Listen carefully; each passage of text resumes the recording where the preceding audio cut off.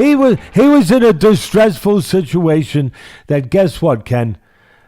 That's part of the world for fighters.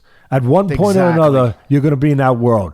It's a world of distress. It's a world of pain. It's a world of agony. It's a world of threat. It's a world of risk. It's a world of fear. It's a world of danger.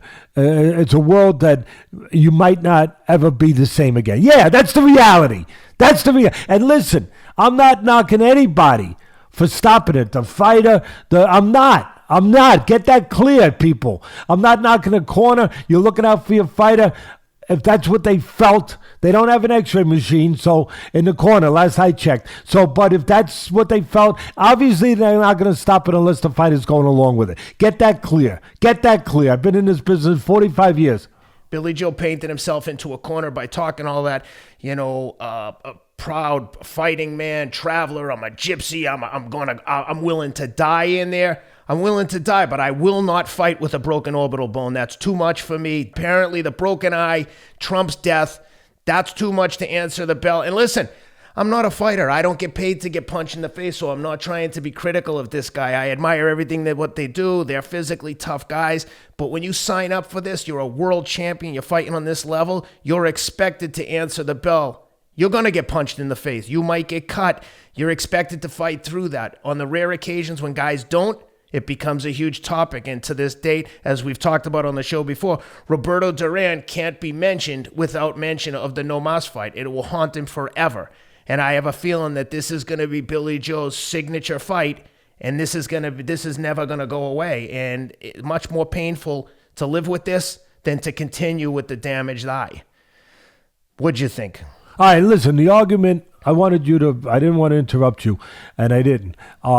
The argument really that some people are going to make is, hey, guys, health is more important than wealth. I've heard that they use that term, whatever. It sounds cool, I guess.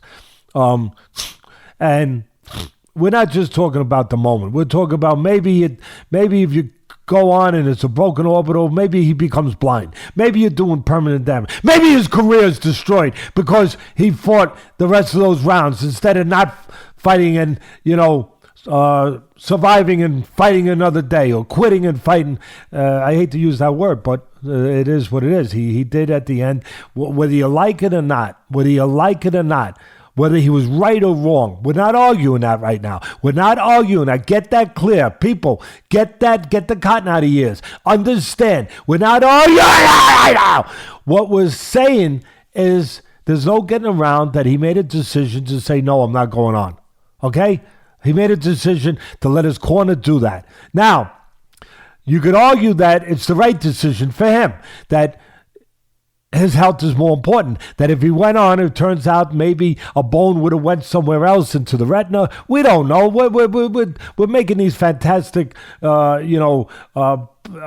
assumptions of speculation that something could have possibly happened, that maybe he's blind, or maybe, again, his career is ended because the fight wasn't stopped, because he went on with a broken bone. Maybe. That's his choice. That's his choice. But there are men out there in this business that make a choice not to think of that. You could call them stupid, or you could call them warriors, gladiators, champions, iconic, whatever. It's up to you. That's your choice. And you can make an argument both ways. I'll say it again. That, hey, health is more important than wealth. That, we stop it so he can fight another day. All right. But there's guys that don't. Ali, when he got his jaw broken against Norton, and I'm just putting it out there. I think it was in the second round in the first Norton fight. He got his jaw broken. I mean, well, it was going like this. Your jaw's not supposed to go like that. I couldn't even eat humble pie right now if I had a broken jaw. I couldn't do that. So, and you try though. No, I would try. I would try. Thank you, Ken. I would. I would try. And no, I try like hell. I'm not letting you guys get the better of me out there. I would try like hell. And he went on. He fought 10 more rounds with a broken jaw. He lost the fight. But you know what? He didn't lose something else. He didn't lose his ability to know that he could overcome almost anything, even a broken jaw. He didn't lose what was important to him. To know that he did not give in. He did not give in even to a broken jaw. That he could always count on himself. And that was important to him. And it was important to us. You know why? That's why we talk about Ali all these years later. That's one of the reasons why. That's one of the reasons that creates this gladiator, this superhuman person of Ali. That's part of it. That's part of, he earned the right to be thought of in these terms by truly earning the right, by making that choice. And people could say, oh, that was stupid. His jaw could have been disformed. Well, that was his choice because something else could have been disformed. Yeah. His soul, his heart, his spirit, that could have been disformed for him. And it was more important for him that wasn't disformed. It was more important that, yeah, he might lose cartilage in his jaw, but he wasn't going to lose cartilage anywhere else. Okay? You have to understand that. You have to understand what goes into it. You know, when Sugar Ray Leonard, and I think he's one of the greatest fighters ever. I love Sugar Ray Leonard. He's one of my favorites. I think he fits in with any era. When he was fighting Tommy Hearns in that iconic fight, the first fight, when they were both in their prime. You very rarely see great fighters in their prime fighting each other. That was what was great about the 80s. Besides, it was on national TV, network TV, not on just cable, not on pay-per-view. You got to see these guys. And they fight the best fighting the best when they were the best. And do you remember that? You remember that picture? Rob, my man Rob's going to get it up for you. But where he's looking out from his corner and his eye is like a P, like this, Ken. This is his eye, like a P. Like he can't open his eye. Now, did he know if he had a broken orbital bone? He might have. I know that, I don't remember exactly when, but I know that sometime after that he had a detached retina. Maybe he detached his retina in that fight. That could have meant that he could have become blind. That's what it could mean. It could mean that. It could mean we have a great science, great medical abilities to fix things now. So of course you can reattach it with lasers and all that stuff. Years ago, it probably would have meant you were blind. But now, of course, we have such great ability to do things medically that you can fix a retina. But I remember Leonard, I don't remember if it was attached to that, but sometime after that, he wound up retiring with a detached retina. He had surgery. He thought his career was done, and then he came back. He wound up making a decision to come back. But when that eye was closed, and he was in there with Tommy Hearns, the hitman, oh my God. You know what I mean? I mean, the guy could punch like hell. Hearns was a great fighter. And he's in there with Tommy Hearns and his eyes like this, and he's looking out from the corner, and it was an iconic picture. And you saw it, and he's looking like this, and he made a decision. He wasn't thinking about the orbital bone. He wasn't thinking, it could have been broke. The retina could have been detached. He did wind up with a detached retina later in his career, so maybe, I don't know if it was connected, but he was thinking about one thing alone. I got to go get this guy.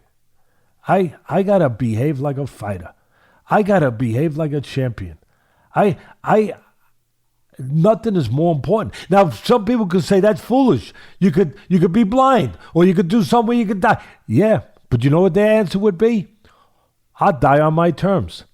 I'll die the way I want. I'll go blind where that one day in my life, I was the greatest. I was the greatest. I was the best. I found a way when someone else wouldn't find a way. I conquered. I would not be conquered by a broken bone, by a person, by anything. And listen, does everyone have that mentality? No. And is it always right? Hey, I don't know. It's right for them, though. It's right for Ali. It was right for Sugar Ray Leonard. It was right for Carmen Basilio when he had an eye closed like a cyclops against the greatest fighter. Most people say the greatest fighter of all time, maybe the greatest puncher of all time, Sugar Ray Robinson. All right? He had one eye, and he had to go 15 rounds with one eye. And he didn't even think about Matter of fact, afterwards, I still remember the great quote. When the newspaper was the biggest sport in the country at that time, bigger than baseball. When the newspaper guys all swarmed in on him and say, Carmen, would you have been able to win that fight and make a difference if you didn't have that eye closed? Would it have made a difference, Carmen? You know what Basilio said? No. Oh, no? No. I had another eye. There was nothing wrong with that eye. The other eye was working fine. Yeah, I mean, that's the mentality. Can I tell you one quick thing is that a lot of people can't relate, but a lot of people don't sign up to like get into a face punching contest. You know you're gonna get hit like the. I'm gonna say one other. Let me say one other because you brought it up. You're the one who reminded me last time we did the podcast. Inoue had a fractured orbital bone, I believe. We can look it up. You can look it up. It's right there. I believe he had a real fractured orbital bone in the fight. And you talked about it. To your credit, you didn't talk about that, but you talked about how Donaire, the old champion, the former champion, fought he brought back his youth. He turned the clock back, and he fought kind of like Chris Arreola, who made me eat humble pie. He turned the clock back. Donaire turned the clock back, and he fought an unbelievable fight with who I think is maybe the pound-for-pound best fight in the world, at least one of the top three, the undefeated fighter from Japan, Inoue. And he fought an unbelievable fight, Donaire.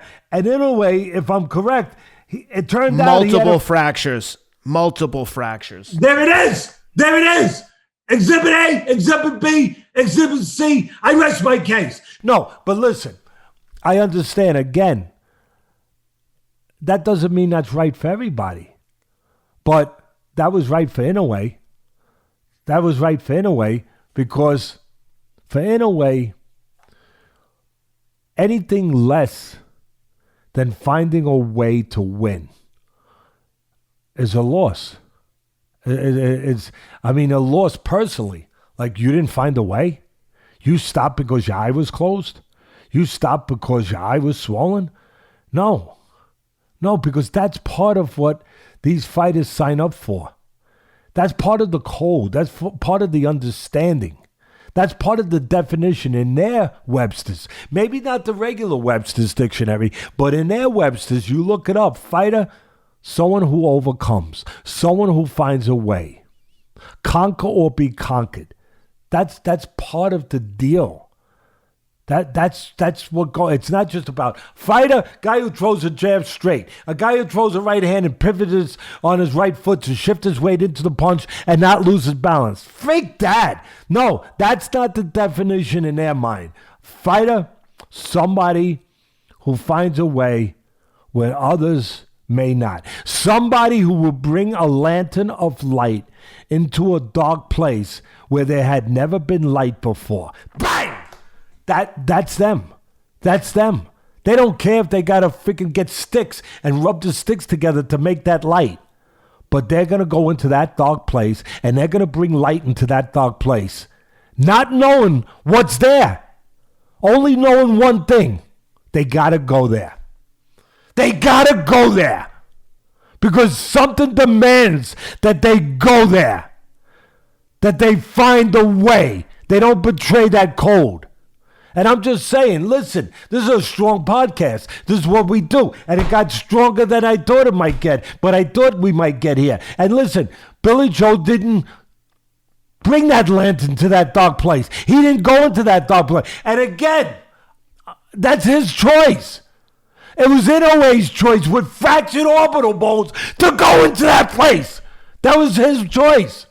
It wasn't Billy Joe's choice. That's okay. That's up to him. And he made that choice. But that's the truth. Both sides of it. Yeah, maybe he's smarter because he didn't want to risk the possibility of his future health. Maybe in a way, maybe down the road, in a ways, more vulnerable now. I don't know. We'll find out. I don't know. I hope not. But Inoue's a champion. Inoue's Thought of as a pound for pound best. And Teddy, let's not just take our word for it as commentators of the sport. Let's hear what some of the fighters had to say. I'll read you some of the quotes from Twitter. Gabe Rosado said something to the effect that he quit, and someone said back to him, a broken eye socket. I'd like to see you fight with a broken eye socket. To which Gabe Rosado responded, I did versus Lemieux. I had a broken orbital bone, a detached retina, and I never quit. Let's not forget he almost got killed literally versus Canelo. And he didn't make the money. And that guy didn't make the money, Billy Joe. And I'm not saying that should come into it. But I know, but that I want to put everything into it. Everything into it that's out there. But he's never made the money that Billy Joe made. And again, but it's not about the money. Well, Gabe was doing it for pride. He didn't care about the money. That's right. It's about you. It's about who you are and who you want to be. And how can you be that guy if you're not that guy when the moment comes? When the devil knocks on the door, what do? Do you lock the door or do you open the door and punch the devil in the effing face? Yep. Regis Prograis' comment, he could have continued, he quit. But more important than any of that, let's hear from Billy Joe Saunders when Daniel Dubois quit on his stool against Joe Joyce, okay? I'm going to read you his exact quote taken from a show he did with the Ak and Barak show on DAZN. This is Billy Joe's quote, word for word. If my two eye sockets were broken, my jaw broken, my teeth were out, my nose was smashed, my brain was beaten, I was not stopping. I was not knocked out. I was not stopping until I was knocked out or worse. I don't agree with a man taking the knee and letting the ref count him out. Billy Joe, word for word, had to deal with same adversity as Daniel Dubois, same result. Again, I don't fault him for quitting on the stool as much as I do saying what a warrior and a killer he is. And when the time comes, he's not home. Easier to say things than do things, right, Ken? It's a lot easier for people to do this than to do the other.